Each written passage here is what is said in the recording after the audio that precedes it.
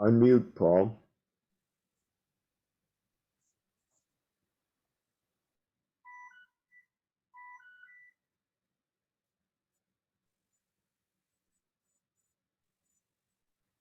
Paul, you're still muted.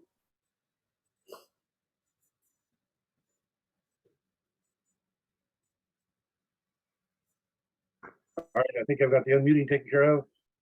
The screen share is coming up, but it's moving slowly tonight. So since I tried earlier and it was slow to come up, and let me hope that it does. It says preparing the slides as I see it. Yeah, we're seeing it. Well, not the slide yet, but we see it's coming in. You're sharing anyways.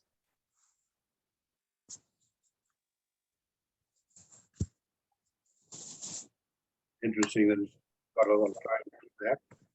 Come on. It says it's opening now.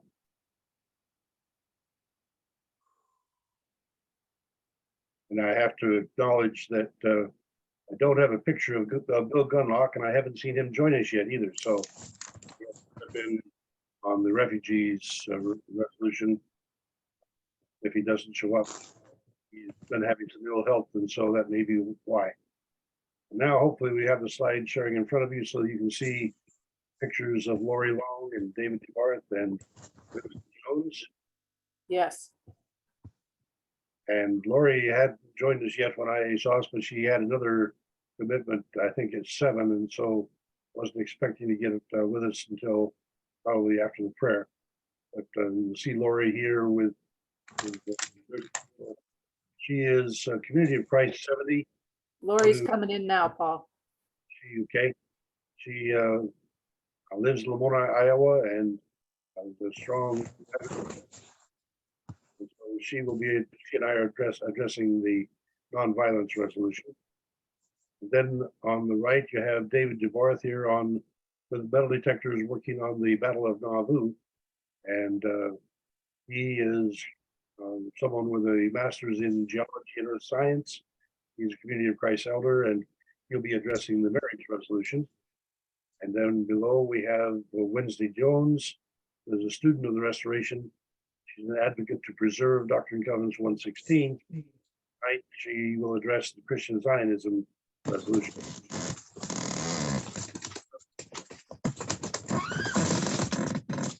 Okay. And he is scheduled to address the refugee resolution. And with that bit of introduction, let me welcome all of you to the forum. Those of you that are new, if you'd like to get your email in the hands of Robert Cook, you can either put it on chats or give it to him afterwards. Then we welcome you to the forum. Our forum generally has an assortment of people from across the spectrum of Mormonism and beyond. And it is an affable group of people that are willing to hear other people's perspectives and treat them with respect. Our Choctaw friend, Rainbow Eagle, reminds us that respect is to look again. And we do need to respect one another and respect the gospel. Let us pray. Source of love, who calls us to build up the horizon, to create communities of hope, peace, justice, and joy called Zion. We see where we are in the darkness before dawn and see that many of our great leaders have gone. We see again today in Tennessee, children shot and killed in school, something which ought not to be.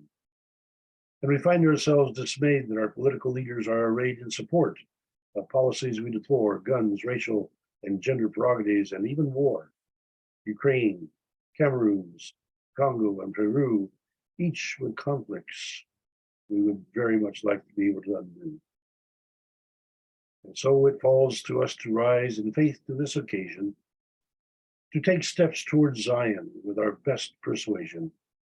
And as we ask your blessing, as we seek fuller understanding of the issues before us, the Community of Christ resolutions proposing and demanding, as we consider nonviolence, marriage, Zionism, and refugees, the issues before us this eve, We ask your guidance to help us see perspicaciously, to grasp the needs, find good answers to encourage those who believe, that our love can express yours in promoting what you will on our horizon, creating communities of hope, peace, justice, and joy called Zion. We pray in the name of Jesus. Amen. All right, first presentation tonight is on the issue of nonviolence. And Lorrie, if you're here with us, I think. am. Good. Welcome, and thank you for hurrying to jump in, because here we are on the first one. Let me, if you'd like, I'll go to the screen share again. Yep. And pull the preview up, which I think incorporates at least a chunk of what you have. And then we'll see if that will accommodate the need. Because I put both my preview and your postlude on it, so we could try to whip through those reasonably expeditiously. Okay. All right. The preview on nonviolence, on the nonviolence resolution, has a series of whereases, which indicates that the church call to action on the Mideast conflict did not endorse the Abraham Accords. The Abraham Accords are the agreement made by the Trump administration by which 2 additional countries recognized Israel.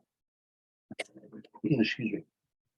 And the whereas clauses are raising the question of whether our church should be endorsing political parties or movements, and question of whether or to what extent the church is willing to repent from the violent past in church history. It raises the question about repurposing the Book of Mormon in line with nonviolence, and it advocates for plain advocacy in a document which, as I read it, needs plain language. The resolutions, First Presidency is to address when the force is required, concern for members of the military, taxes and financing war, benefits of a church position on nonviolence, self-defense, how nonviolence relates to the mission of the church, and significantly, the nonviolence as a way of Jesus. So the question is then of what standards and peacemaking efforts should be supported, and given nonviolence, how would the Book of Mormon be repurposed? The pro factors for the resolution, it is a push to clarify the extent to which the Community of Christ is a peace church advocating nonviolence. It asks for the role of church officials engaged in global politics to be clarified. It encourages us to repent past violent church history, which would include World Wars I and II, Ukraine, Mormon War of 1838. And because this resolution comes out of Europe, the world wars are fundamental to their background in making this resolution. And number 4, the Book of Mormon repurposing is to focus upon ethical lessons instead of history. And there are footnotes which say that it's a narrative of redemption from whiteness, military prowess, and from economic systems of oppression. And also the claim is made there that Book of Mormon is a 19th century document, a parable, an elaborate parable of inspired fiction, a historical novel, and it's created in the fertile mind of Joseph Smith Jr. The Book of Mormon New Testament advocates nonviolence, and so L. Ray Hendrickson and Joy and Andrew, the European sponsors, are pushing for the repurposing to be primarily repurposing of the New Testament of the Book of Mormon. There is also included the need for plain language in church communications. And then I would also cite the elements against the resolution, that it engages the church in political issues, which may absolutely be a necessary thing for us to do anyway. It dumps major issues in the lap of the First Presidency rather than resolving them in the conference. And it calls the Book of Mormon fiction from the mind of Joseph Smith, which diminishes the translation by the power of God and calls to question what the church chooses to qualify as scripture. All right, and so I've got the whole item here, So if you have questions for that afterwards, we can do that. And here are the footnotes that I mentioned. And now we move to Lorrie and the summation. So what I'm going to share with you is based on the fact that I participated in the World Church's weekly focus on each one of these resolutions. And so what we did, for some of you were no doubt part of that, but what we did, we broke up into small groups, and 3 different sessions we discussed this resolution in detail. And these are some of the thoughts that came out of that discussion that I was a part of. And I think it definitely helped me understand better the concerns, as well as, you know, the focus of the resolution itself.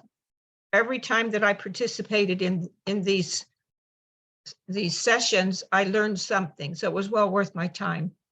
So first of all, the committee, and these are summaries of all of those who met, because those meetings occurred 5 times each week.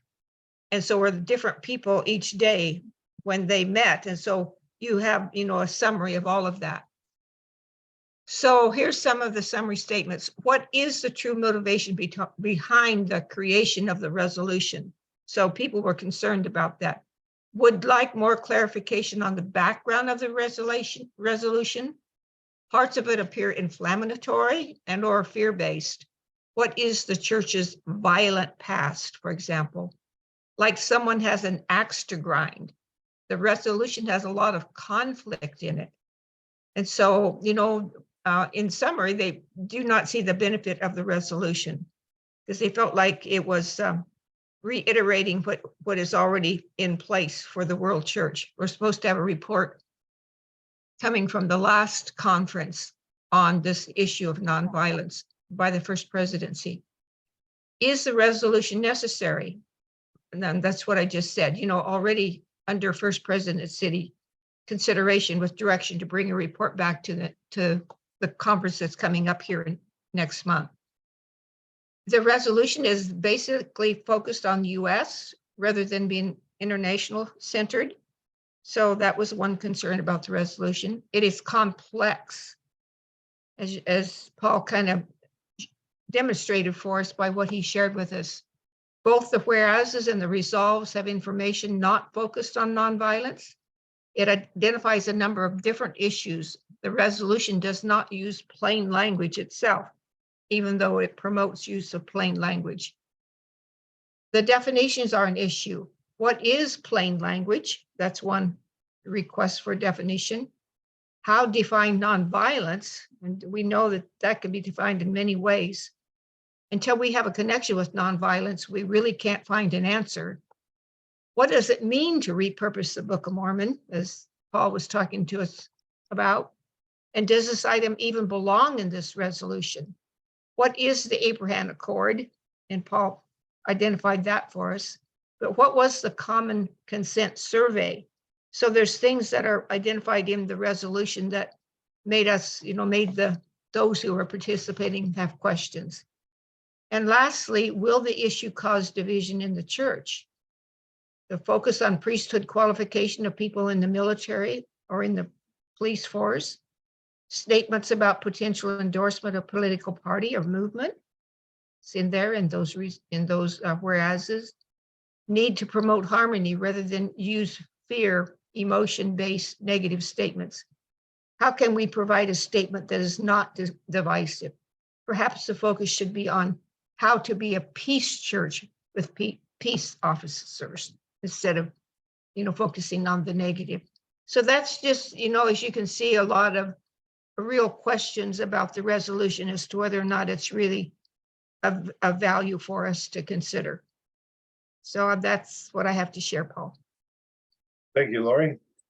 Let's move on, and David has the screen share for the next one, so let me stop.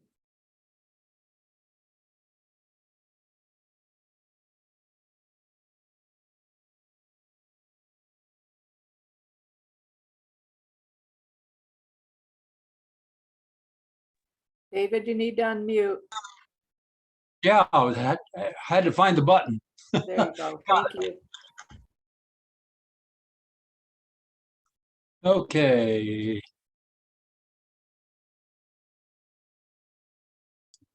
Resolution on marriage. This comes from the Council of 12 Apostles, and I can see I need to shrink that down a little bit because it's not fitting on the screen.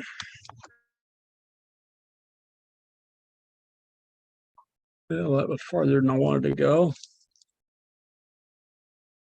Well, that's not, unfortunately, not coming up as well as I'd like. So, well, I'll have to scroll over.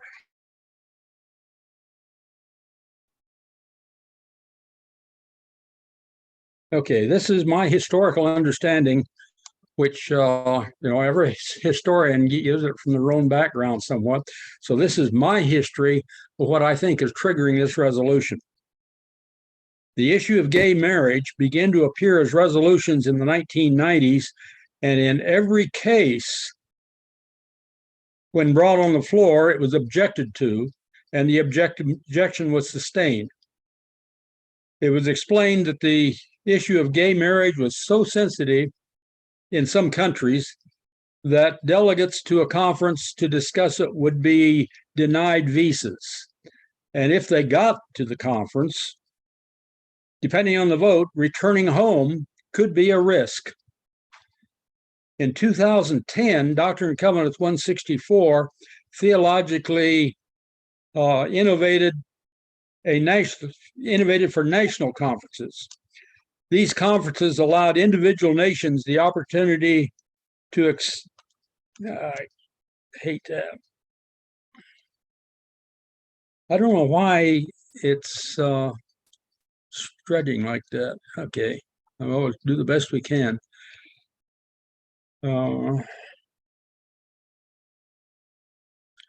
These national conferences allowed individual nations the opportunity to determine if it was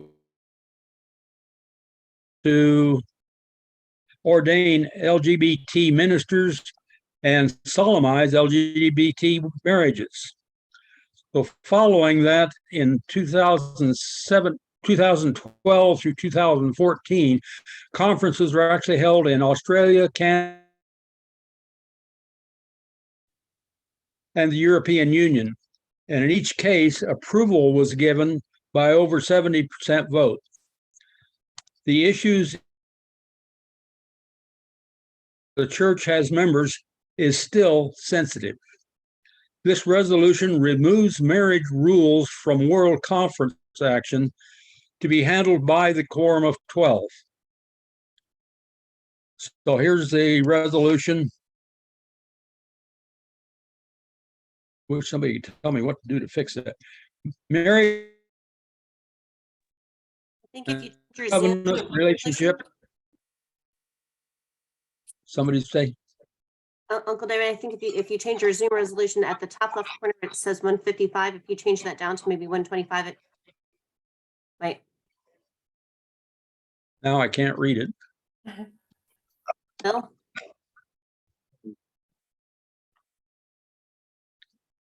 Is there a magnifier on top of his content? Go back and let's see. David, if you like, I have your material on my PowerPoint, and we can pull mine up and use it.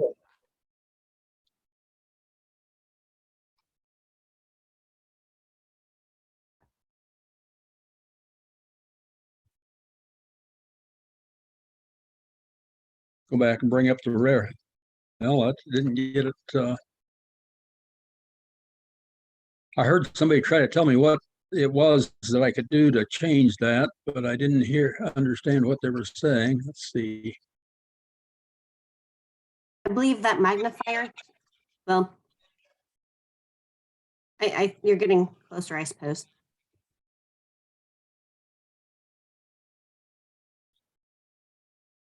Okay, well, still, marriage is a sacrament and a sacred covenant relationship of love and equality between two people, and recognized as a valued institution in the cultures of the world.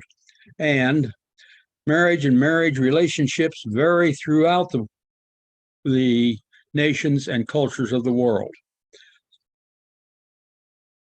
World Conference is counseled through Doctrine and Covenants 164,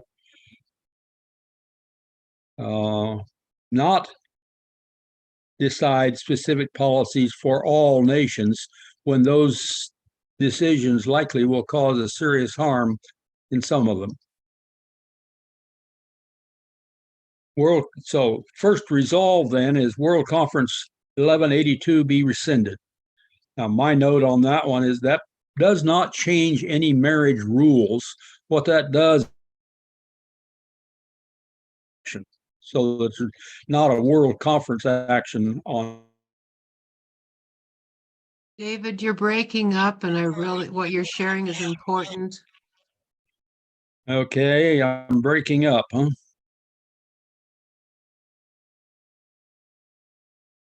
(1182) is rescinded, and that one removes that action from World Conference action. The apostles have the responsibility regarding marriage and marriage-like relationships within nations or other geographic groupings. Now that's a resolve. That's the main apostles' responsibility for marriage and marriage-like relationships. Resolve that all definitions, guidelines, practices, and policies developed by apostles be reviewed and improved by the Council of 12 apostles and First Presidency prior to implementation. All are in harmony with the principle of monogamy, our enduring principles, and the behavior and relationship principles of Christ-like love, mutual respect, responsibility, justice, covenant. All seek to uphold the worth of all persons, foster mutuality and equality, and protect the most vulnerable. And I make note then that particularly that phrase, protect the most vulnerable, is going to deal with the have direct dealing with the impact of child marriages. And then the final resolve, resources are recommended to assist. So I'm going to quit with that and leave it for questions later. Let's see now where, get it back there. Now I know what the problem was. Darn it, after all that, I can do it right now. Okay. Let's see. I had it. I'm sorry, folks. My magnifier got turned on and it was being magnified by my machine. Sorry. But I hope you got the message. We get Thank you, questions. David. The Right. summary, single summary is the issues of marriage, because it has impact worldwide, is being removed from the World Conference, where actions can be disruptive in other countries and being given the responsibility of the Quorum of 12 under the direction of the Quorum 12 and First Presidency. Okay. Right, Wednesday Jones, let's proceed with the Christian Zionism.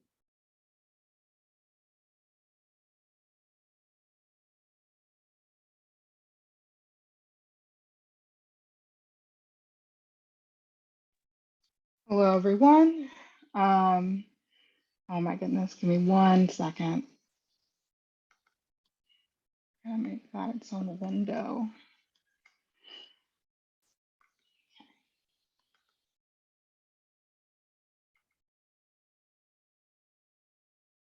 Okay, let's see.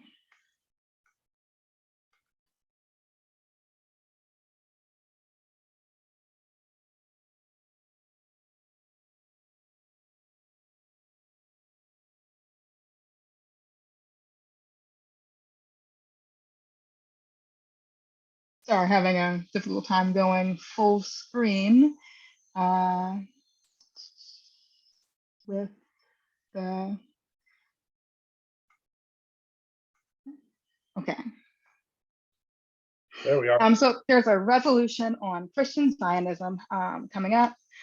Go ahead and read through some of the the whereases, probably summarizing a bit, but whereas Community of Christ holds to the worth of all persons, the pursuit of shalom, peace, unity, and diversity, and quest for blessings of community, which include compassion and solidarity for the poor and for the marginalized and the oppressed. And then it goes on that if we're going to we proclaim, there we go, Christ, the Prince of Peace. Our vision of Zion being that to end poverty and oppression for all averse people. Community of Christ has declared its belief in love of God for Muslims and Jews, and has denounced anti-Semitism, Islamophobia, and anti-Semitism, and has stated its commitment to the promotion of peace within Palestine and Israel. For Christian Zionism, in interpreting the Bible as saying that some might have to suffer before the return of Christ, ignores the equal or some of our enduring principles such as worth of all persons, and it excuses oppression, occupation, displacement, colonization of Palestinians, and therefore and thereby hinders progress towards peace in the region. They go on to say that Christian Zionism is seen as a necessary step into for the return of Jesus to happen, which they claim is a misreading of the Bible, which conflates the state of Israel in the Bible, Israel in the Bible with the modern nation state of Israel. It also says that Community of Christ has denounced the doctrine of discovery, which I talk about in my presentation, which is the idea that the people who find a new land get to that it belongs to them, but has not formally renounced narratives of Christian Zionism that some members may have held, may have still hold. Community of Christ recognizes the importance of developing, maintaining, and promoting educational resources that may include conferences, scholarly papers, and dual narrative tours designed to bring clarity and understanding to these important theological issues.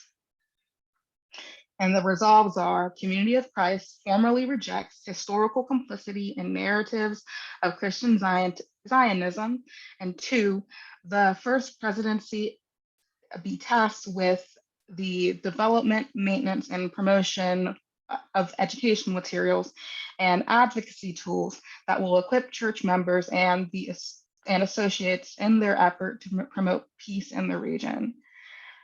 I went into a bit of what Christian Zionism actually is. And so Christian Zionism is a belief that is held amongst some Christians. From what I looked at, it seems mostly evangelical Christians, that the return of Jews to the Holy Land to the state of Israel, with the establishment of the state of Israel in 1948, were according to the Bible prophecy. And so to help this process happen, they're helping to fulfill prophecy. The roots of it reach back towards the 1880s. But in the there was movement on it in 1917 during World War I, and then its modern form really took root in the 60s when an evangelical pastor named Jerry Falwell mobilized his moral majority with the cause of supporting Israel. Christian Zionists believe that there will be a battle that takes place after the reestablishment of Israel, where good will prevail over evil and Jesus will reign for the millennium. And this is a reason that many Jewish people are skeptical of Christian Zionists. They find it offensive that Christians may only support Israel and Jewish people as a whole in order to trigger the end times, and that they wouldn't care about the suffering of Jewish people in the end times, and the aim would be to convert them. And so they that is a point that is a point of anti-Semitism that's sometimes in Christian Zionism. The church rejects the doctrine of discovery, and so the doctrine, and this is according to the Legal Information Institute at Cornell University. This is the idea in which a nation discovers a land, they acquire the rights to land. This came to be when a lot of European nations were discovering, with quotation marks, new non-European lands that the Europeans haven't been before. And so they decided that they owned those places and they had property rights and sovereign rights over those lands. And so doing this ignores that there are already people living there. And this policy is used to legitimize the colonizations of lands outside of Europe. And so now I tried to figure out, how does this apply to the conflicts and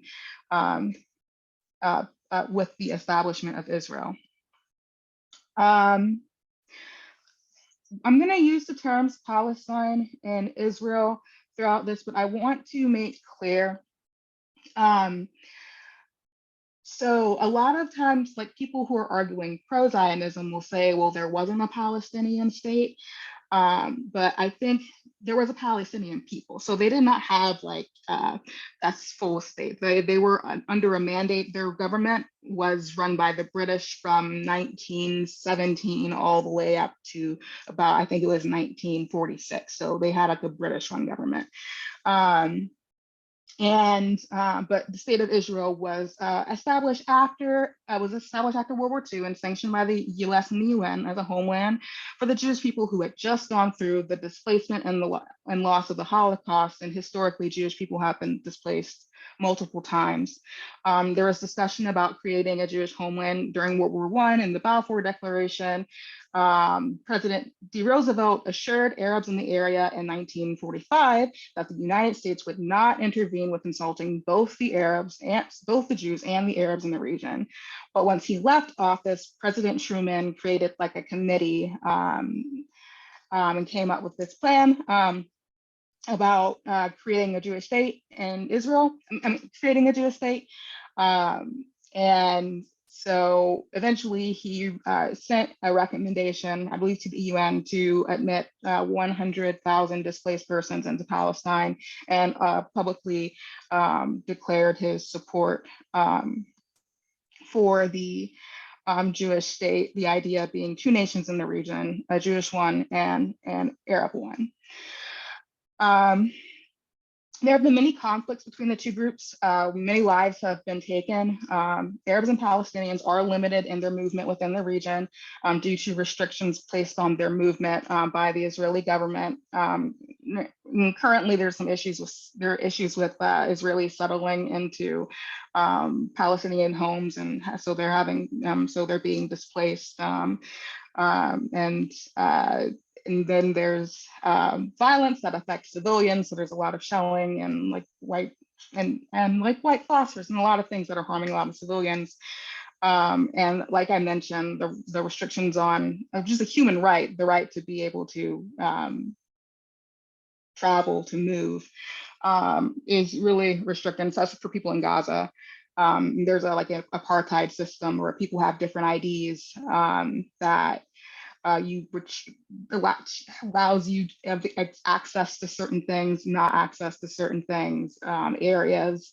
So it contributes to it being an apartheid state. And so I think that the two main questions we're asking here is, can we hold Christian Zionist views while upholding the values of the church? And then another question that came up to me was, what does it mean to promote peace in the region? As a denomination that is overwhelmingly non-native to the region, how do we not repeat those past mistakes of the British making the choices, or the US or the UN? How do we not do that? Even when how to not do that while we try to promote peace. And that was the last slide that I had on there.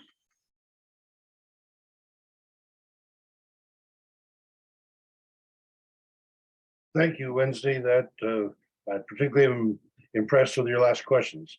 We'll come back to that though. Let me see if I can get the screen to share on the last one, and I'll try to get that one covered. Then we go back to the open forum and discussions.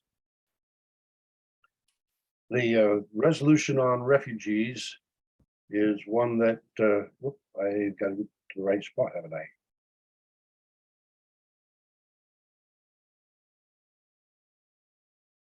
Okay, it comes from the World Church Ecumenical and Interfaith Team. And we are currently dealing with some estimates between 60 and 90 million people who are refugees in our world.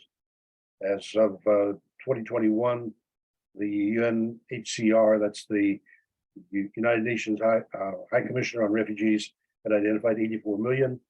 The estimate this year is probably 90 million people displaced worldwide, with roughly 30 million of those as refugees or displaced from their homelands into another country. And so there's a very significant problem for refugees. The Universal Declaration of Human Rights upholds the rights of refugees, and everyone has the right to seek and enjoy asylum from persecution. And yet we're dealing with a number of countries where those rights are being restricted. And of course, the United Nations has no more power than just simply to spotlight what's going on to try to help protect those rights. The account from the New Testament and from the Old Testament both indicate that we have responsibility for the refugees. And the church has, in the recent years, has had counsel to show we should have compassion, that God, the eternal creator, weeps for the poor, displaced, mistreated, and diseased of the world because of their unnecessary suffering. Such conditions are not God's will, and we are open our ears to hear the pleading of mothers and fathers in all nations who desperately seek a future of hope for their children. Do not turn away from them, for their welfare resides in you and yours. And then the church also been told to reach out to those who were rejected and marginalized. So must the community that bears his name. In section 162. And then we have resolution on peace that notes that God's concern for carrying the human family throughout the world encourages us to participate with other organizations. And so we need to be utilizing our opportunity that way. And our global mission initiatives and enduring principles inspire us to abolish poverty, end needless suffering, uphold the worth of all persons, and recognize the many ecumenical, non-governmental global organizations that are taking action. And the idea then we can best place our expertise and connections with other worthy partners, and we're therefore more connected for deeper compassion, practical acts of love, save lives, welcome, integrate, care for refugees now, and so therefore to be resolved that Community of Christ shows solidarity with refugees everywhere by urging church-wide awareness of the scope of refugee needs through the establishment of an annual refugee coordinated day coordinated with the United Nations World Refugee Day of June 20. And so the one key resolution right there, we want to join the United Nations World Refugee Day of June 20 and help to call attention to the need, the plights of refugees.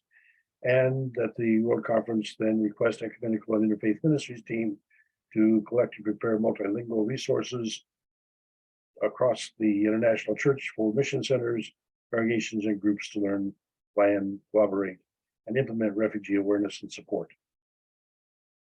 And so that's fundamentally it. It is a question, it is an issue that is faced with a lot of people. Certainly an issue in the United States today because our current situation on the southern border is one where a bunch of refugees are in serious plight, and the question of how we address those needs, and with the Community of Christ in Mexico and in Texas and California and all along the border, then clearly this is an issue that's close to home for many of our people. And the question then of how can we address it effectively? This resolution only asks for us to support the United Nations World Refugee Day of June 20 and prepare resources. So I don't anticipate it's going to get a whole lot of opposition. I would anticipate that this one probably would be more readily accepted than the others we've been looking at. All right, I'm going to stop the screen share. Oh, wait a minute, I'll leave that open. And let's open to questions, because here's our opportunity. We want to give plenty of opportunity for you to ask questions on all four of these resolutions or make comments. And so I see John Mueller with his hand up. I think we have Deb watching to keep the queue in order. And so let's take John and find out. What's your question, John? I arrived late, so I didn't have a chance to listen to your discussion of the other resolutions, so I'll restrict myself to the refugees one. That one, to me, just strikes me as being a feel-good and do very little. And certainly, in my opinion, the United States as a nation is very intentionally trying to avoid taking care of refugees. And at the same time is possibly by its military actions encouraging the creation thereof. And certainly the climate problems we see right now are only going to make refugee difficulties even worse than they are right now. That's all I'll say. Thank you, John. Appreciate that vantage point. Yes, it is clear that the climate issue does relate to this one, and that's both of those are at least getting conversations underway on the issues. Wednesday, go ahead, Ray, you got your hand up. I agree with, I'm sorry, I missed your name, the last person who spoke, because to me, when I listened to the resolves, it really rang hollow. I'm just like, what difference will this make in the life of a person who is a refugee? Like what, I mean, yeah, other than, I guess if we raise money, but like what tangible things are we going to do for refugees? So I would like to have seen more of that in the resolves.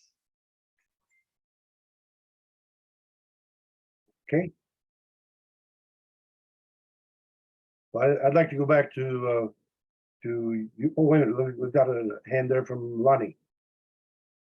I have a real big challenge with quite a few of these issues when they're worldwide. And I look at what is causing these individuals to want to be refugees. How can we provide support for them in their native land so they don't have to become refugees? And so their cultures can heal on the home front, you know, by taking displaced people into United States. It's compounding problems that we already have here of homeless veterans and, you know, a whole bunch of other homeless people. So how can we turn the focus back on why are they refugees, what's going on in their country, and how can we help them with their countries to have their natural food and water sources? I'll say about that much. Thank you. Appreciate your comment. And I have to recognize that as a church, as a denomination, our power is not particularly great.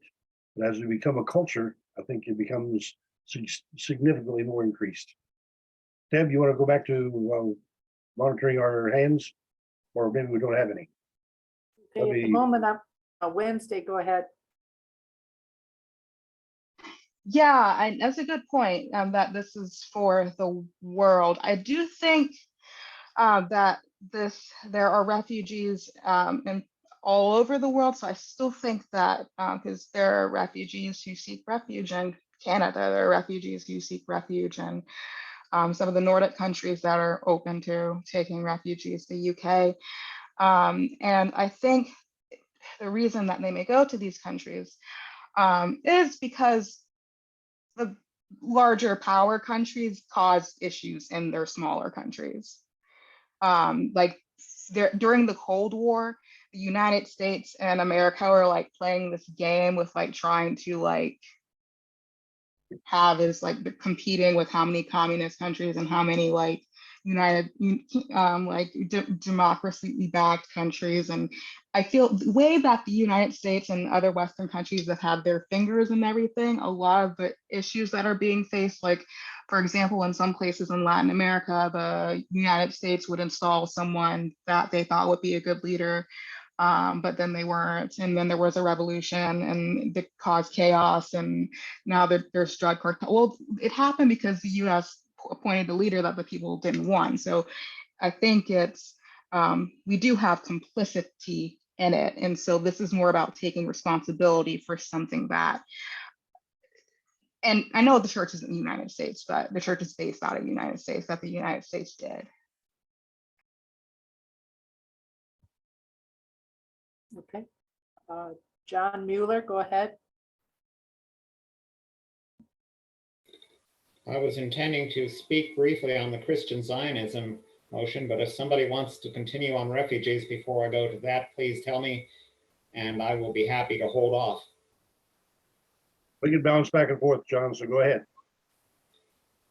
I think that first resolved in Christian Zionism is trying to intentionally distance ourselves from the effects of a very early missionary church that we took part of in the original organization of the church in the 1840s, where our missionary to Palestine at that time on the Mount of Olives, if I remember right, prayed a prayer dedicating that land to become the historical homeland for the Jews and to be the land where they would then be able to count as their own.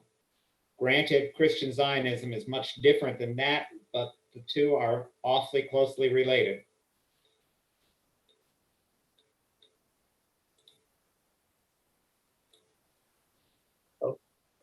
Yeah, thank you for sharing that. Let me ask Lindsay a question on that topic as well, because the Book of Mormon is quite clear as being a document presumed to help teach the people of Israel about Jesus the Christ. And so people who read and study and follow the Book of Mormon could easily be conflated with Christian Zionism. What's the difference? Or is there a significant difference there? You're muted, Wednesday. Are you talking about like when, like in a restoration context? Yes. Yeah. Okay, well, at least in Community of Christ, when we talk about the establishment of Zion at the current moment, we talk about building Zionic communities, building Zion wherever we are.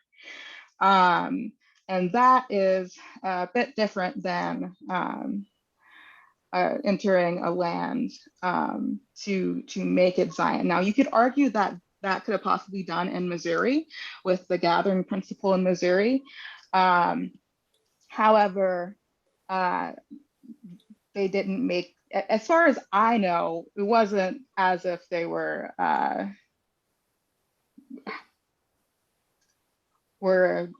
mean, other than like the United States being cruel to indigenous people at the time, like, because where they were in Missouri was, I'm pretty sure was a colonized place, yes? Yes. Yeah, so it is someone's land. I don't want to negate that, but it was a colonized land where they moved to. And then that, at least in Community of Christ, that is no longer the idea of Zion. Zion is a people. Zion is in our communities. And I think that idea of Zion, our God's peaceable kingdom, is different than, because of those reasons. I'm sorry, that was so terrible. But one of them, we're talking about people and communities. We're not actively talking about colonizing people, is the short of it. Paul, were you done?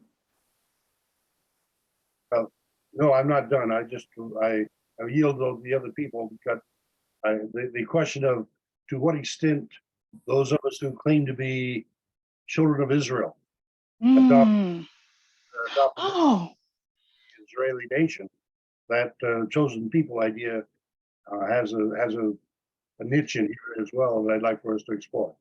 oh, a very different one. Yes, when you're attributed, when you get like your blessing and you get like your house. Yes. Ah, okay. I think it's less common in Community of Christ today, which is why I don't know a whole lot about it. And especially with me being Black, I didn't think I would necessarily want to, given the history about it.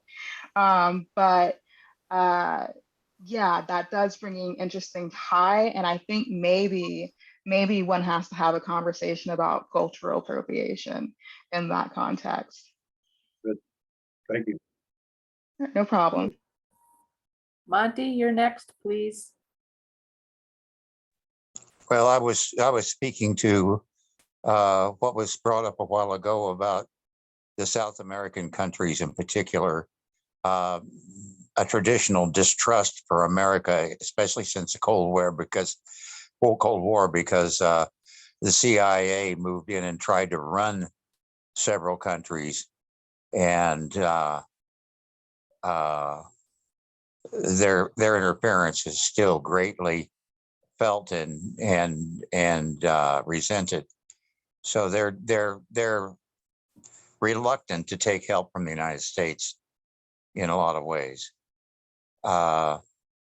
Also, we watch all these television evangelists on here, and about half of them are talking about sending all your money to Israel to try to keep things going in Israel. And I don't agree with that. I mean, you can't in any way, shape, or form look at Israel today and think of the word Zion. But I think it depends on the people, what we do with what the Lord's given us, and try to make the best decisions with regard to how we're going to be promoting the ideals of Zion. So that's really all I had to say in the way of great wisdom. Thank you, Monty.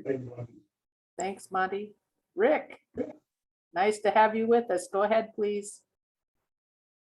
I gotta unmute myself, and I guess I'll get my camera here if I can figure out how to do that. So I joined late, and maybe this was discussed, I apologize, but what is Christian Zionism? I thought I was politically fairly good, and I'm like, I don't really understand what this is. So Okay. So good grief. I'm not a Community of Christ member either. So Oh, well, it's so Christian Zionism is a belief that some Christians have that the return of Jews to the Holy Land to establish the state of Israel in 1848 were in accordance with the reestablishment of Israel in the Bible prophecy. So they believe that those are the same, and because they believe that, they're very supportive of Israel. And for some of them, it's because Israel needs to be reestablished before Jesus can return. And with, yeah, that's the sum of what Christian Zionism is. Oh, thank you for putting up the definition. What's not a definition? Something up there. okay, so the idea is you guys are rejecting those historical narratives, and you just want to promote peace in the area. Is that kind of the idea?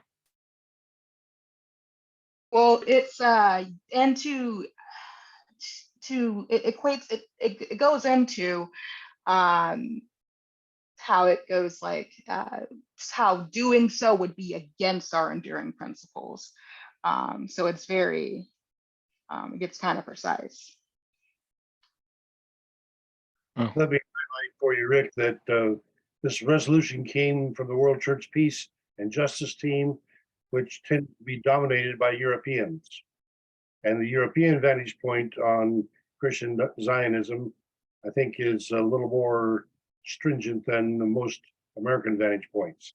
And so the fact that we are dealing with fundamentally a European resolution in our World Conference here makes it so that we're having to try to embrace their understanding and act upon it. Okay, I'm just really excited to learn more about this because, for one, I'm going to come to I'm planning on coming to the first World Conference. So this is like, I was like, oh, why did I join this late? I just didn't notice the time. And so I'm excited to learn more about this. The other issue is I just had a Jewish convert to the LDS faith on, and he's like, I am a Zionist. Was very gung ho about that and talked about anti-Semitism, and I just wonder how my friend would interpret this as, I don't know, but yeah, it's interesting. So It would be something that's hard, maybe hard for some people to take. I think there's been a conflation with like not supporting Israel with anti-Semitism, but maybe that might, for example, benefit the United States or Israel for that to happen in a way, because then it's hard to critique the state. But it is complicated and it will rub people the wrong way. And I will say this because I think that Christian Zionism is a very big thing in the United States, especially with the Christian nationalists. They're very much into it. And I see a lot of commercials. I get on the Christian channels about it. And then yeah, so those were the two things that I had to say, but I will say that my point of view from what I've learned is I have a lot of friends who are Palestinian, so that's how I learned about the conflict, which is different than how a lot of other people learned about the conflict. yeah, appreciate you answering my questions. Thank you. I look forward Yeah, to, are you no going to be problem. there in Independence? I wish, but I won't be. Oh, bummer. Okay. Thanks. I'm looking forward to welcoming you there, Rick. Well, thank you, Paul. Me too. All right, Deb. Looking forward to seeing you guys. Okay, Monty's got his hand up. Go ahead, Monty.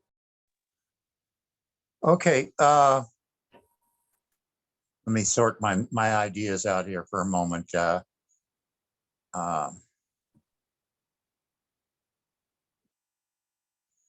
We have a tendency to equate Israel as the same thinking type of country that we are, especially the Christian sects have a tendency to think of Israel as an organization that they can count on how they react. Benjamin, they've accepted a lot of help directly from the United States. They certainly benefit from the commerce with the United States. Yet when it comes down, push comes to shove, they tell us, mind your own business. And Benjamin Netanyahu came out during Desert Storm and he said, I think I need to clarify something for the Christian nation. That is, you are the turn the other cheek people. We are the eye for an eye and tooth for a tooth people. And a lot of us forget that different mindset when we're dealing with them. And I'm not saying they're bad people. They just are so embroiled in their own self-defense that sometimes they make some bad decisions on how to face the problem. The Palestinians have let their own radical movement destroy a lot of their chances at harmony with the Jewish nation in a lot of areas, but punishing the whole darn Palestinian nation is not the answer. I remember they talked about they bombed a school a while back and all the kids that were killed at the school, and Netanyahu's main answer to that was, we use weapons to protect our children. They use children to protect their weapons. And when you go into a conflict with a mindset like that, that just simply legitimizes any outrageous thing you want to do.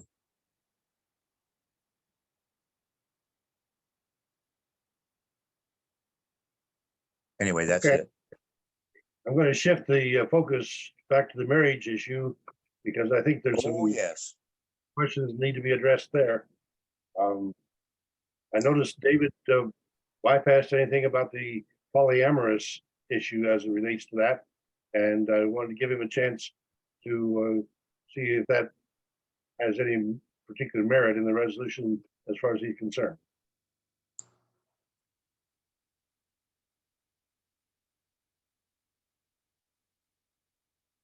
David, still there? I'm checking. I'm for still him. here. I'm still here. I was trying to do screen share, but I can't do screen share, Paul, because you have it blocked. But to respond, separate issue than whether the World Conference or the Quorum of 12 should be responsible for setting marriage policies.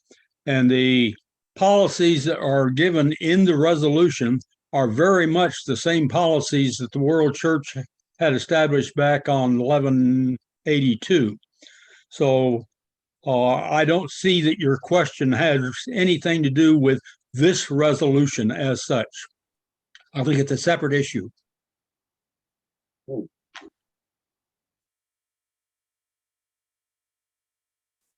Okay. Lonnie has his hand up.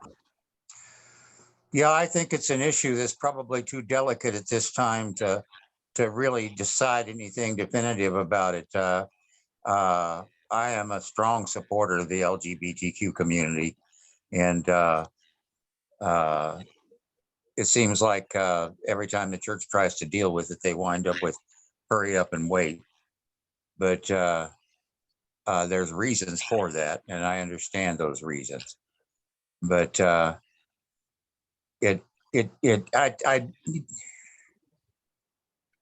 wish they just stay away from the issue instead of trying to rekindle. I guess there are folks that are wanting some answers and they don't understand why the church hasn't done this. A lot of folks are very anxious to have some sort of definitions on what the church does believe and what they don't believe.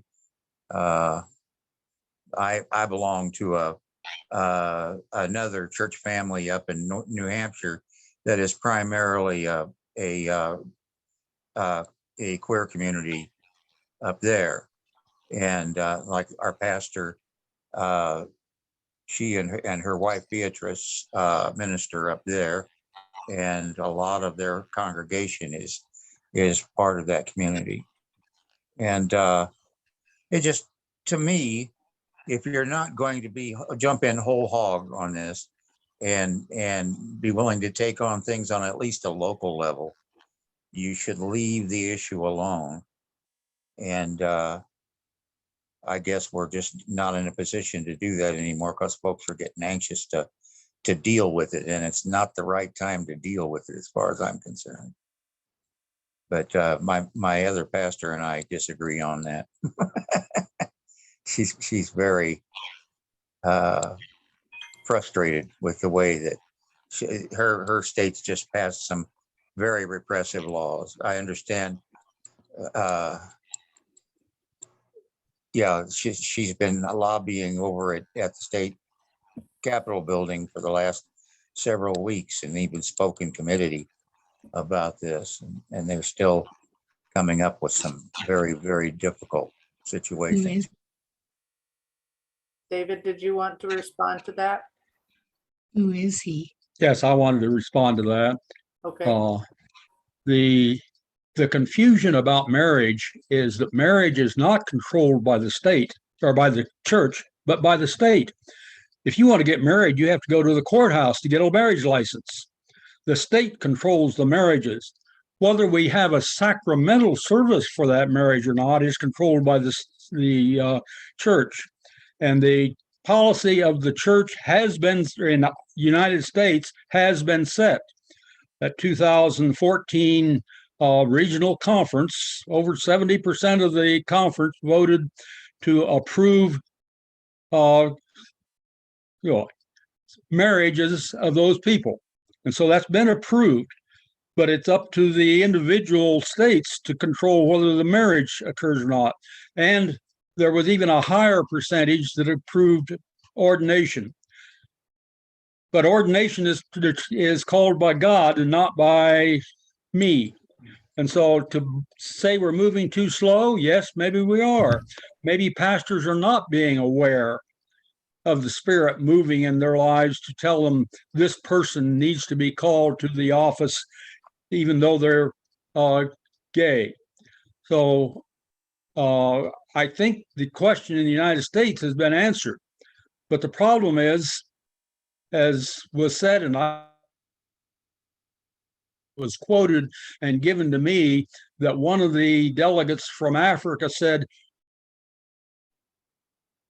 if we had one, we'd kill him. So that's the extreme difference between the United States. And so the question, if United States passes a resolution, delegate from that country is supposed to do? He can't be he could try to be a refugee, but going back home would put him in a bad situation. Yeah. Also wanted to comment on your comments, Monty, on Israel. The Muslims, the Palestinians, I think was very equivalent if you took the example of the white supremacists in the United States and said that's an example of United States handling of situations. You pick the extremist situation. The politics over there is very much like politics here. There's the extreme conservative Jewish politics, which says this is our land and we're going to take it over. And so you have the West Bank and those areas that were set aside for Palestinian areas to start with, but those Zionist conservative people have, they've set up all kinds of settlements within that so-called Palestinian land. Originally, and Jewish people living together or side by side. The Zionist group, the conservative Jews, don't want that. They want the whole thing for themselves. And so the Palestinians naturally fight back. The conservative ones, the more liberal ones wanting to work with the Jews are doing what they can. So the United States, whatever we stick our fingers in there and mess things up some more or not, is another question. I find it interesting that they called it Israel, but it belongs to a very small Israelite group of Judah, not the Israelites. And so if you consider that Paul mentioned the Book of Mormon speaks of the Israelite, hey, Israelite is not just in Israel. Israelite is a huge family, the family of Abraham, and the family of Israel from Abraham. And so the Book of Mormon, speaking of Israel, is not speaking of the land of Israel. It's speaking of the people of Israel, which are the children of Israel. My comments, that's enough. Thank you. Okay, looks like John Mueller, go ahead. Regarding marriage, I maintain church fellowship in two different denominations, the Community of Christ and also a Mennonite group. And the Mennonites have been going through a lot of trouble regarding the question of marriage and whether you have same-sex marriage and all the other things like this. And they're really struggling here and in other countries. And I think that's a parallel for what we're facing as well as a church, because what might be reasonable or accepted or okay standards here could be so controversial in another country. I remember 30 or 40 years ago when our missionaries were baptizing members in one country who were polygamous. And how did we resolve that issue at a conference? I was there when that issue was resolved. So, we have to be careful as we walk out. And I think some of things like this possibly need input from the prophet or through the prophet from God.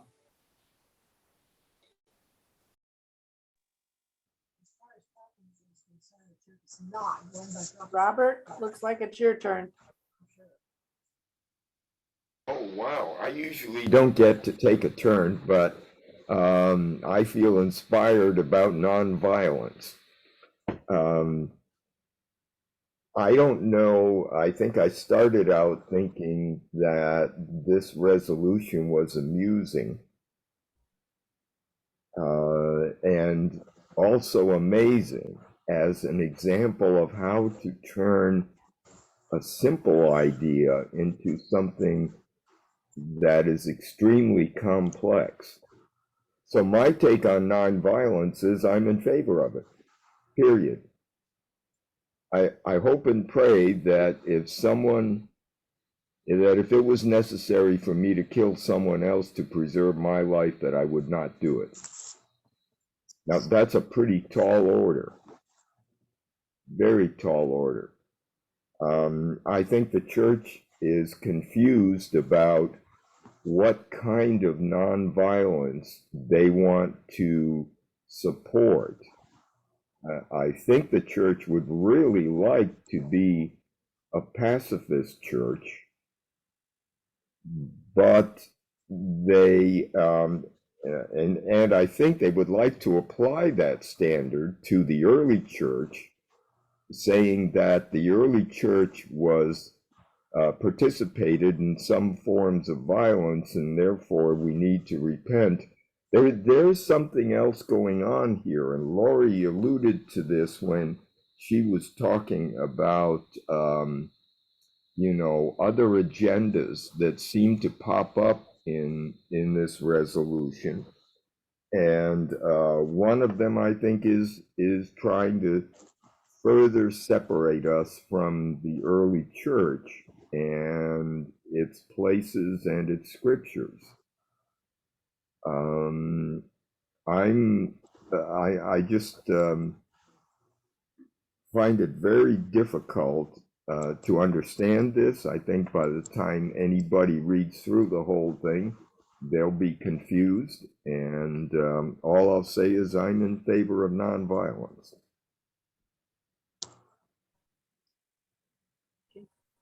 Thank you, Robert. Paul, looks like you're next, and then Wednesday. Go ahead, Paul. I would yield to Lorrie Long if she'd like to make another to Robert Cook, because he did cite her. Lorrie, you want to respond? Yeah, I guess my response is I agree with what Robert said. I think the resolution itself is the problem. It's not how we feel about nonviolence as a church and as and personally myself, and as well as others who talked about this resolution. It's more the wordage of the resolution, the fact that it's complex, that and the fact that we haven't yet even defined what nonviolence is in detail.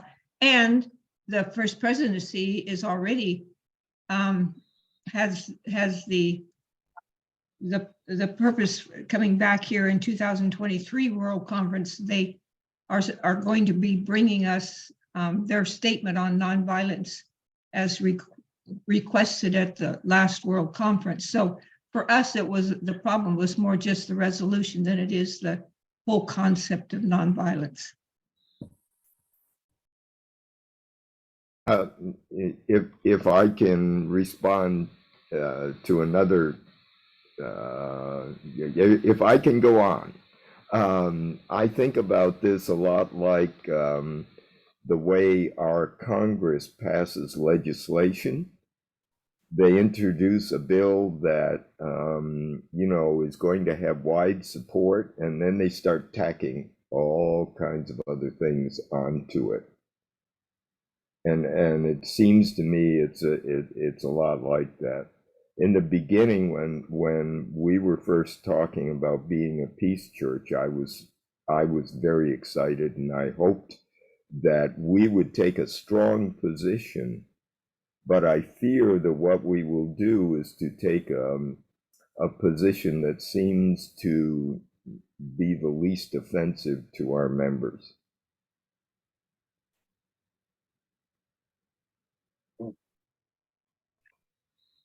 Wow, this is fun. I appreciate the conversation. I'm anxious to get back to the nonviolence, but I wanted to put another question before David on the marriage issue. So let me go back to that one, and then we can devote the rest of our time to nonviolence if we wish. David, you mentioned the child marriage issue as a matter of being the people who are, I don't remember what the word was, but the innocent ones that were being abused. And yet we see in our world that arranged marriages have a higher success rate than romantic marriages do. I'm wondering to what extent that should then disqualify child marriages.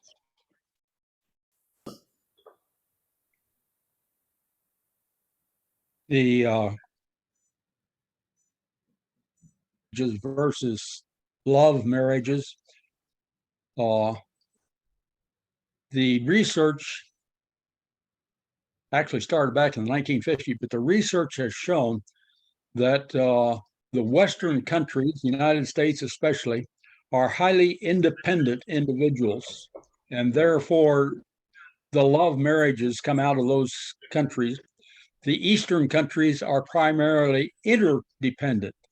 They work together. The family is more important than the individual. And you think about, what are you going to do with an old person when they reach that age they can no longer take care of themselves? Tendency in the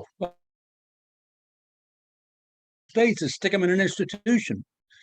In the Eastern countries, they take care of those people because the arranged marriages are put together in such a way that the families are the most important part, not the individuals. And as far as the love portion is concerned, I'm convinced you take a young man and a young woman of any culture and put them together for very long, the matter of children will appear because nature takes a hand there and love appears. It's depending on how you define love. So arranged marriages in some ways have some tremendous advantages over love marriages. The matter of abuse, if you think there's more abuse in the arranged marriages than there are abuse here in the United States among marriages, I would question that. Okay. Okay, thank you. I'll yield. Okay, Monty, go ahead, please. Nancy's going to talk to you. Okay. I personally am appalled at this church's position on Israel. The West Bank area is the area of all the traditional stuff in the Bible. There's some scripture about a nation being created in a day. Israel, the present Israel was given the portion they got. And I personally don't see them as, I completely disagree with this church's point of view on Israel. I'll just leave it there.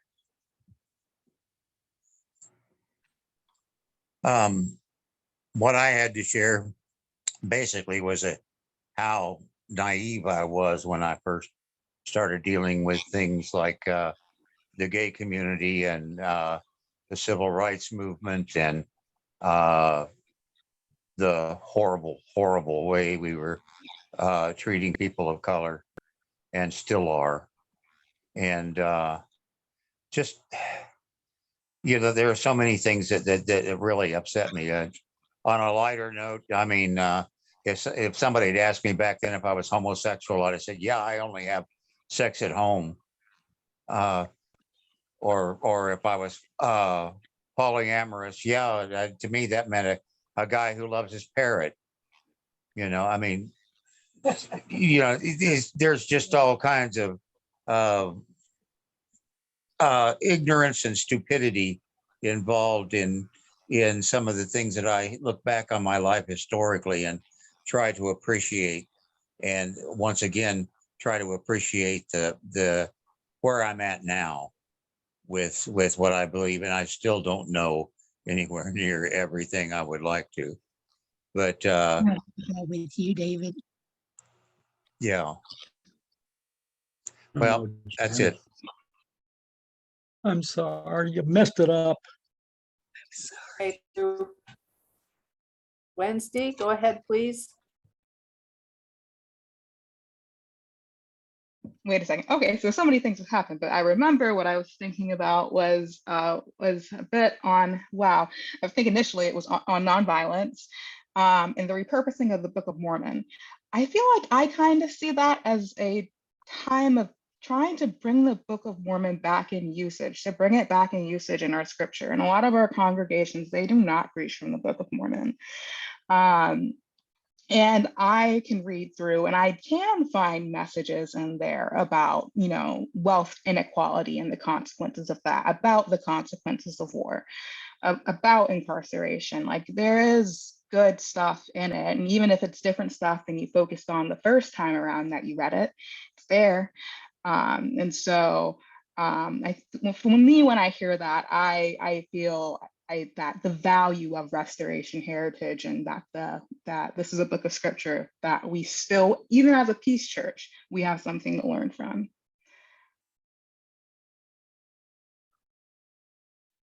Well, thank you, Wednesday. I appreciate you raising that repurposing of the Book of Mormon issue. Again, that is one of those points that comes out of the British, out of the European framework, and the footnote indicating that this is fiction that was put together by Joseph Smith. Yeah, that part. And that is just a bit stringent for me. But on the other hand, to appreciate that they are actually advocating for the New Testament of the Book of Mormon, and the whole issue that the conference is addressing, when you consider section 116 as well, is a question of just what is it that the Community of Christ wants to accept as scripture.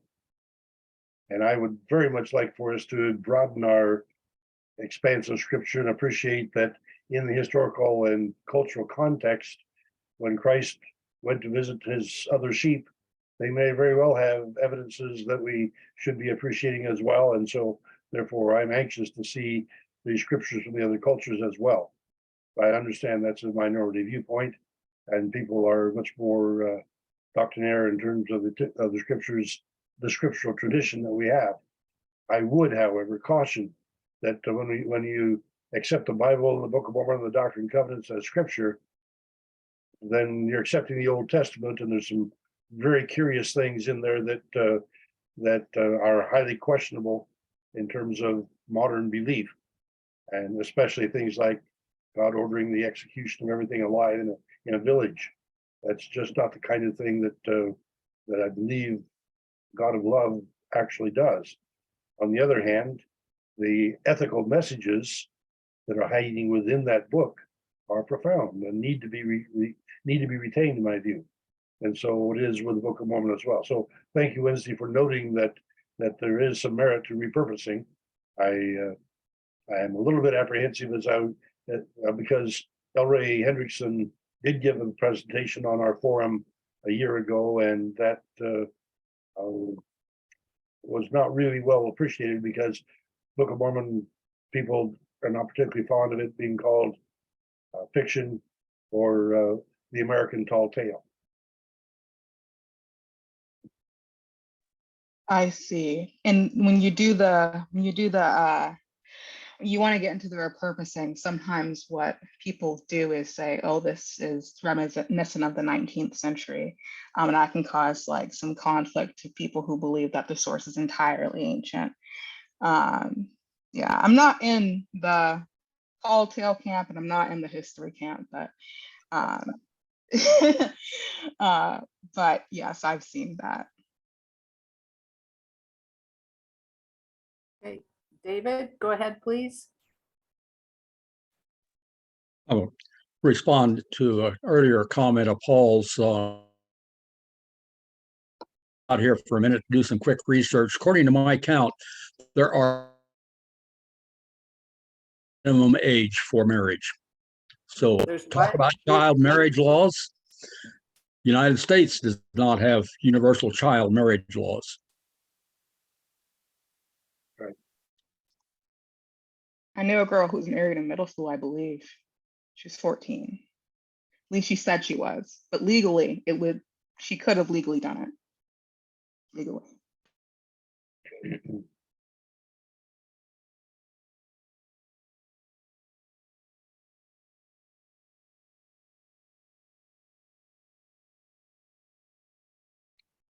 Forum is open. Here's your opportunity for questions.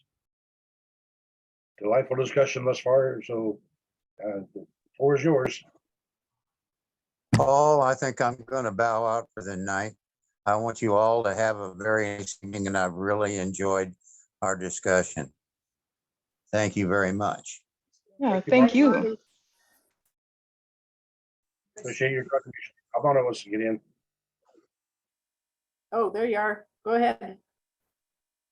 All right, so just a few comments from the peanut gallery here. I've appreciated the discussion. It has made me really open my eyes to the fact of how many decisions I've made for myself. And so a lot of these issues are, well, of course, I would want to accept refugees if they're in need. Certainly would want to house people if they're running from a war. The situation in Ukraine is something that I wish we could find ways for the Russian oligarchs to help contribute to paying for, because of the sheer devastation that they've done on so many people there. Making something equitable is not easy. When it comes to the marriage issue, I'm very fortunate to have a heteronormative lifestyle that is widely accepted by my culture. So many of these issues are not as daily reminders as some of them would be, but I also have a huge love for my LGBTQ friends and family that I want to support in any way to make them feel as welcome to be who they are, because as Monty said, I really don't care what you guys do in anyone's private bedrooms. It's not a conversation I'd have with anybody, really. And so those things, conversation has made me open my eyes to more dialogue that I expect to have during World Conference. And this is going to be my first World Conference as a delegate. So thank you for whetting my appetites and the Zionist element, the perspectives there. So many of my Muslim friends are better Christians than the Christians that I know. It's shocking that here in Ramadan, there's so much self-control and fasting and prayer and giving to poor people that I think we take for granted being in a predominantly Christian country in the United States. And so these experiences help open my eyes and hopefully will help me be a better person after conference. Not that I'm waiting for that long. Thank you. I would like for you to go back and clarify there, if you would, please. Because to say that the Muslims may be more Christian than the Christians strikes me as being one of those comments that merits some clarification. You did highlight that people in Ramadan are fasting for a month. They're giving their alms to the poor. I understand those to be very Christian kinds of ideas. Perhaps you'd clarify a little bit more. So here we are celebrating the month preparing for Easter with Lent, and some people choose to be more reserved, try to fast. Some people try to make themselves more connected to God, and yet I think people celebrate Mardi Gras more than they do the self-discipline. I would say that we probably spend more of Christmas celebrating gluttony and not the fasting side of that prayerful connection, that intentional, I'm wanting to be your servant type of prayer. And those are beautiful, but it's really hard to be a Christian in our modern society when so much of our Christianity has become so commercialized. And so by that extent, I'd say with the significant amount of prayer, the fasting, the donations, asking for forgiveness, just being wonderful human beings to each other, to neighbors. I've known an awful lot of Muslims who make incredible people.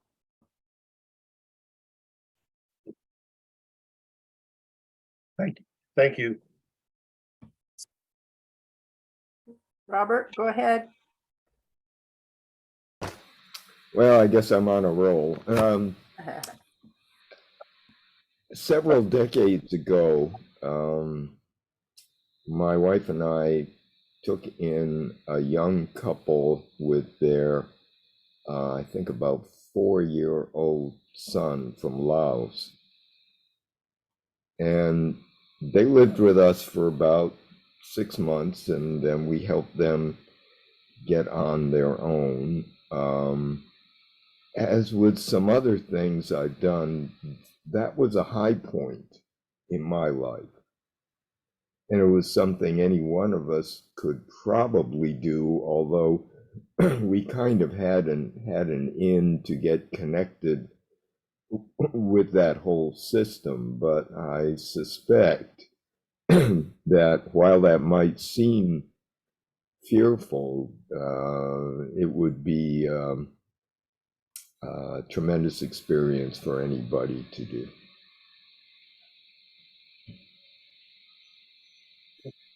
I still tell a lot of stories about that 6 months. There was so many amusing stories. Yes, and because my wife was so multilingual and therefore able to communicate with people in so many cultures, we were fortunate to have friendships around the world. And she was able to help refugees in numerous situations that without her linguistic skills would simply not have been possible. And for us to be able to have those friendships of people, most of whom we had some success in trying to help. But yeah, there's some where we had one gentleman who spent 11 years in a refugee camp in Thailand. And when we finally were able to get the government to recognize his need to immigrate, he had a family member here that we had previously helped who was willing to sponsor him. But by that time, he fell in love with a girl in the refugee camp and decided to stay there anyway. Just 11 years of that process, and that was back in the 70s. So yes, I understand what you're saying. A lot of appreciation there.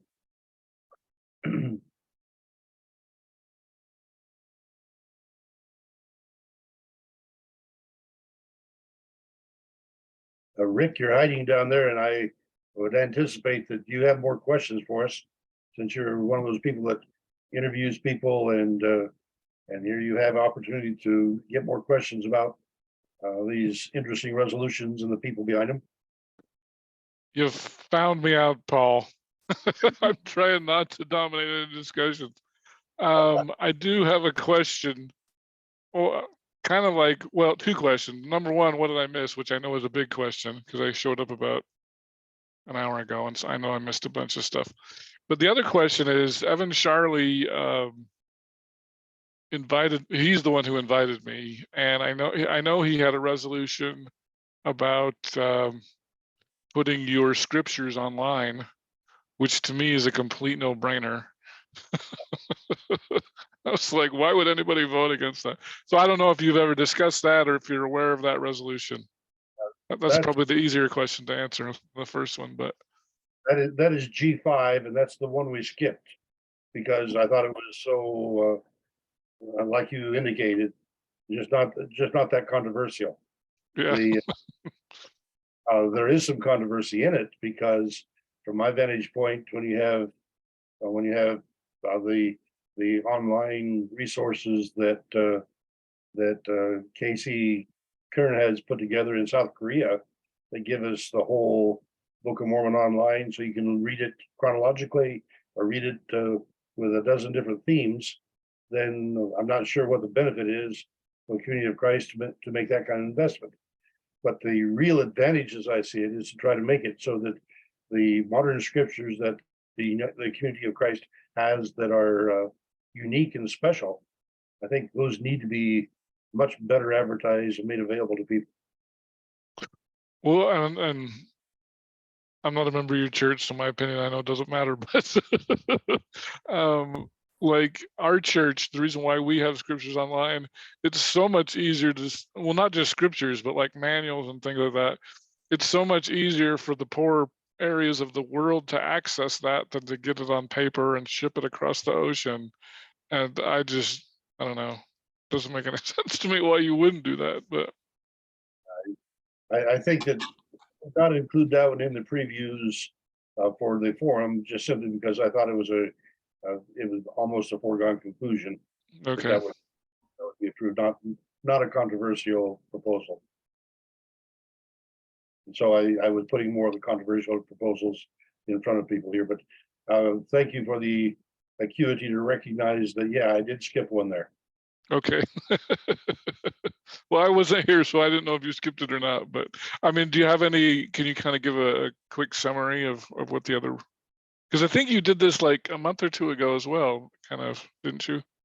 Yeah, we covered G 1, 2, 3, and 4 early in the month, last month, and then 6, 7, 8, and 9 tonight.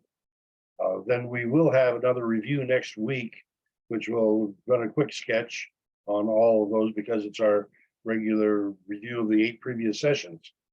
And then on the 1st of May, we're planning to have the review that tells us just what the church decisions have been on all of those resolutions. Okay. So I've been trying to be compliant with the request from particularly the LDS members to find out what's going on in our crazy church. Oh, I appreciate it. It's great. All right, Janae's got a hand up. Janae, go ahead. You're muted.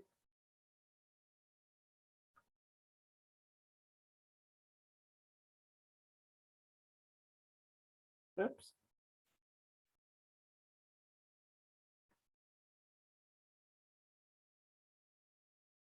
You're still muted, Janae.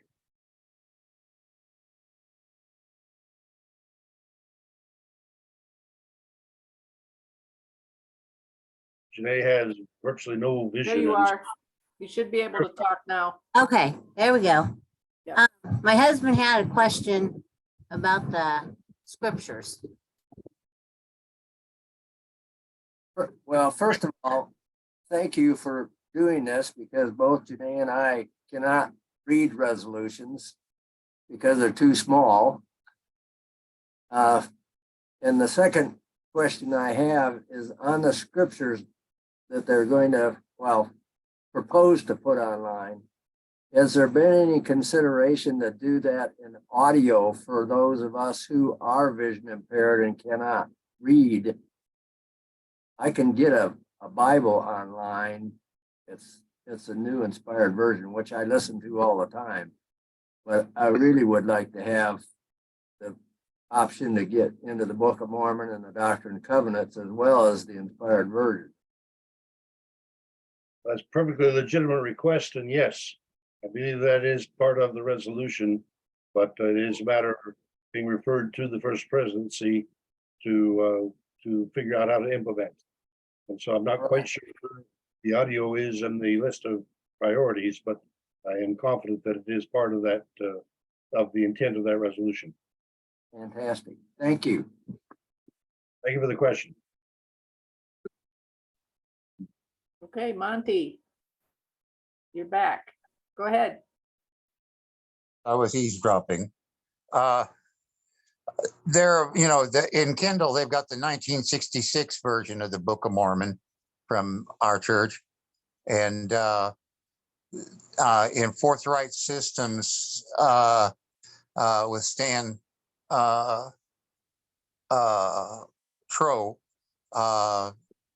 they have the Bible, the inspired version, the 1908 Book of Mormon, and the most current version of the Doctrine and Covenants.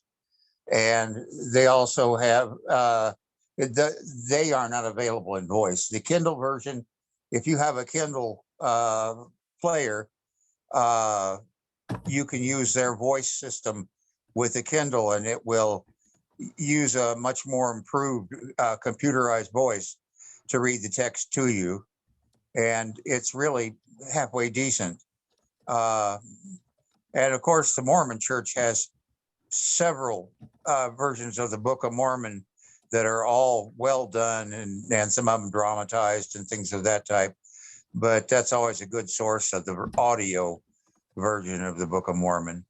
And so there's a lot of stuff out there. But like I said, Forthright Systems has the inspired version, the Doctrine and Covenants, and the 1966 version, even though they're not read for you.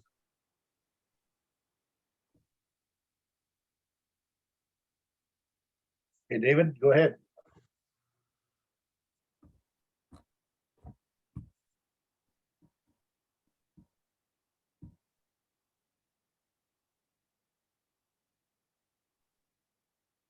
Oops, David, you're muted. I wasn't going to speak to that, but Monty, you talked about the Doctrine and Covenants. I don't believe the full Doctrine and Covenants is online, because everything in the past, I don't know how many years, whatever the copyright laws are, the last version, the last revelations in the Doctrine and Covenants are all under copyright, and only the Community of Christ would be allowed to put them online. Well, Stan Troe is a high priest, and he has a special dispensation from the church to put this online for study material. So you're telling me that it's already online. This resolution could be implemented very easily by simply accessing the right people. I'm telling you that the text, the way it reads right now, is available. If they choose to alter it at World Conference, he will update the version online to reflect the revisions. Okay, notice that this resolution is English, Spanish, and French, and other language translations as they become available. Currently, all he has is the English. Right. Thank you. You're welcome.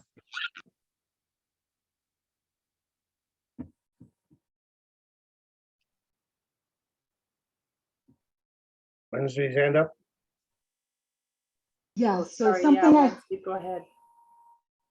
So what I heard about the Universal Scripture Access one was partially the cost of translating all 3 books of Scripture into English, French, and Spanish, and potentially more languages. That part makes it a larger project.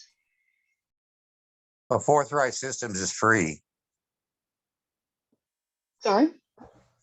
That system of study, the Forthright Systems website, is free. Okay, cool. And you Yeah. can completely download the 3 standard books. You can download reference plans if you want to help with your study. These guys put a lot of work into this, and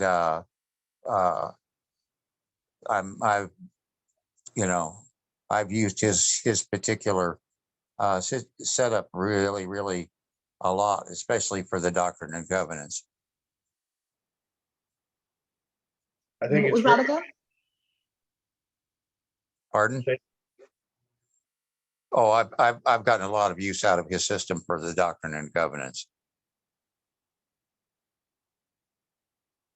I find it very interesting that many times it's the individuals that are able to pull off these things, and the world church tends to be much slower.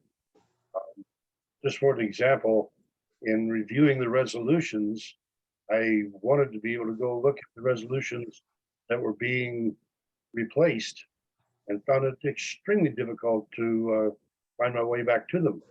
I found oftentimes that I had to go outside the church resources in order to be able to acquire access to those. And so one of my concerns is that, and I understand the church has been hit with piracy that has messed up our security, but nonetheless, an open and serving church means I think we've got to be able to find a better system of providing our online access materials to the world. Well, Stan Troe is very careful about his observance of copyright restrictions, and he gets permission from the church to print anything before he puts it out there.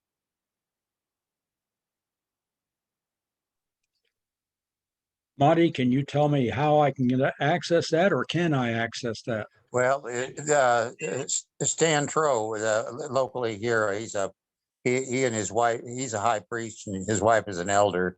And and together with another man who was a scholar on the three standard books, got together and made this available online. And I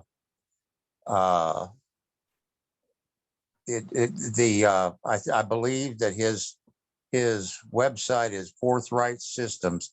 You might have to Google it in order to find it, but Forthright Systems is the name of the website. But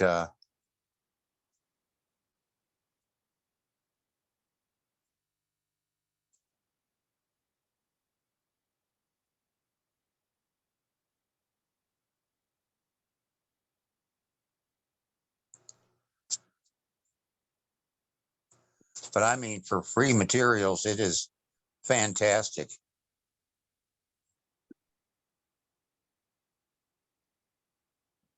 It's an interesting situation where generally the officials, the people who become officials,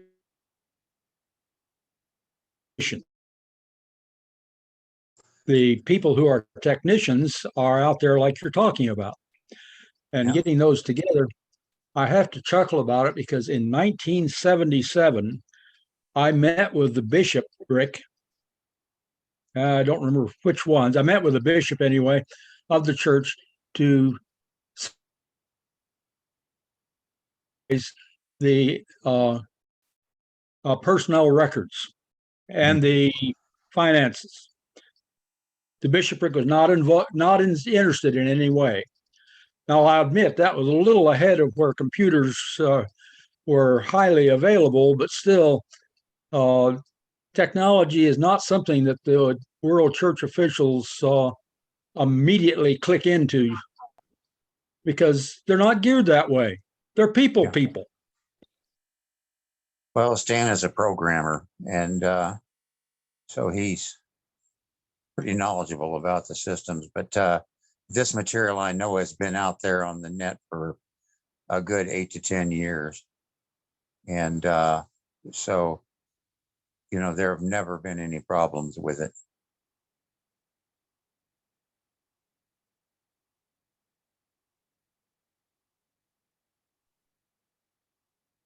Forthright Systems, he says. All right. Yeah. Thank you, Monty. That's a good referral. Okay. Stan Trow is the son of Dr. Richard Trow, and he has been a strong supporter of Polynesians, having visited there, and so we've known that family for many years and have deep regard for them.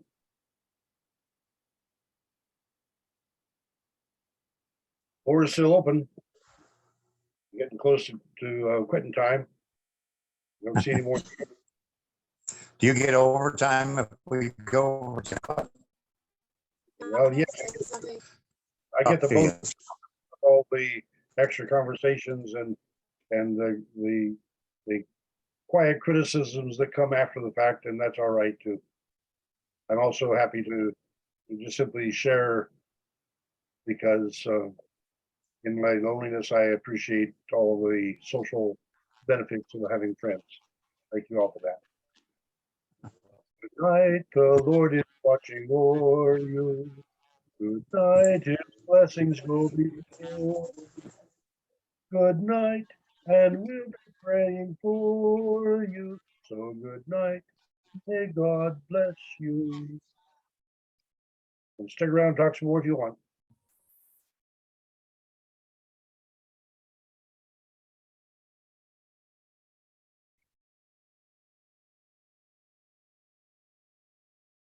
Okay. Well, I think- Thank you, Wednesday. Good job. I personally Thank you.